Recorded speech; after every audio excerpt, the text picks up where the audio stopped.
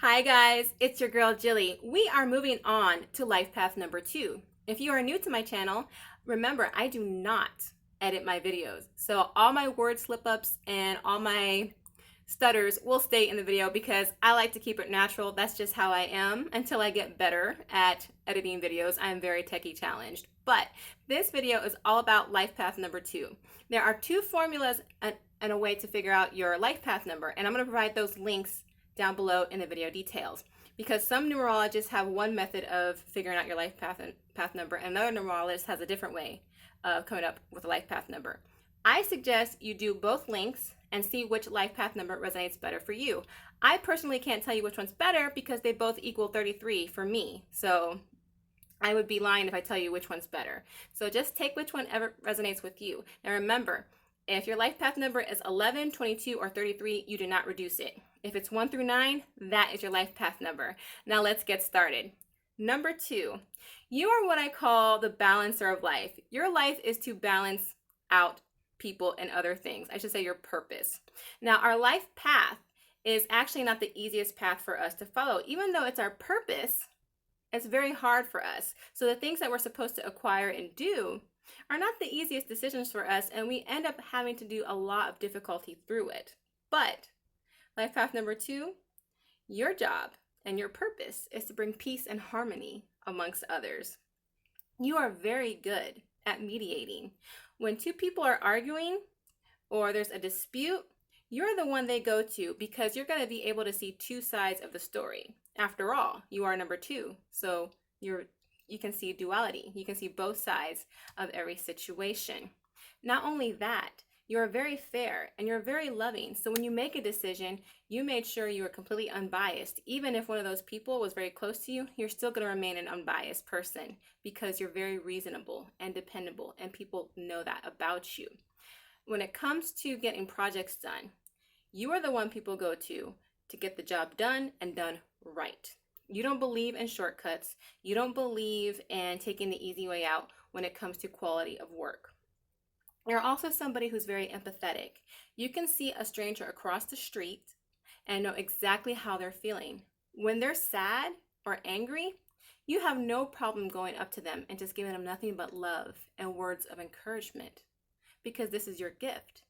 And you are so loving, and you give and you give and you give, that people end up becoming dependent upon you. So it's nice to be relied on and be felt as a reliable person, correct? Another thing about the number 2 is it's about relationships, about couples, about friendships, about companionship. You work good in group environments. You're not somebody who works good alone. You're the one who brings organization to a group. So a good career for you would be in the medical field, something that's going to help and heal people, or something that's going to help with charity causes, something where you're feeling like you're giving to the world, but in a group setting is a good environment for you. You're also you hate conflict, you don't like arguing, you don't like fighting, but you're so good at handling conflict and fixing it. That is your gift.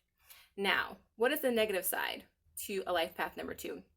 Now, I don't want to say it's negative. I want to say this is your challenge. Now, because you're so giving and so loving, you tend to give and give and give that people take advantage of you. And they don't say thank you very often. They don't give you the praise and the kudos that you want.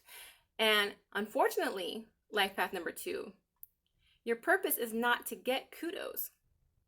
Your purpose is to give your own self-worth, to give your own kudos, to get your own praise, even though you want it from other people. That's your challenge. You want kudos, you want recognition, but your purpose is to not have that. It's for you to become more self-sufficient and be proud of your own work. Your job is to learn how to give and not expect anything in return, and that's very hard for you. Another challenge is, because you don't get that kudos, you get resentful. You can even become manipulative, emotionally manipulative. But now what I mean by that, like, here's a good example.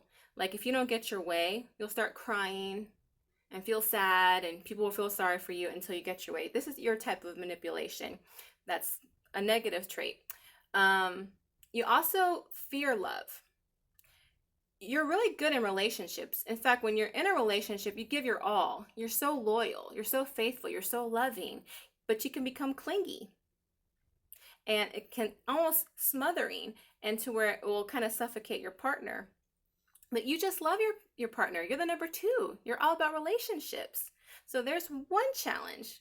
Another challenge is that you're so fearful of getting hurt that you might not get into a relationship just to protect yourself. So these are the positive and negative traits of life path number 2. I hope you guys enjoyed this video. If you do, please give it a like, a share, and subscribe to my channel if you haven't already done so. Again, it's your girl Jilly. Make sure to follow me on Instagram. If you like my work and you support my work, please make a donation to one of the links below. I have a Cash App and I have a PayPal. Any little bit helps, and thank you so much for stopping by. Peace. It's your girl Jilly. Namaste.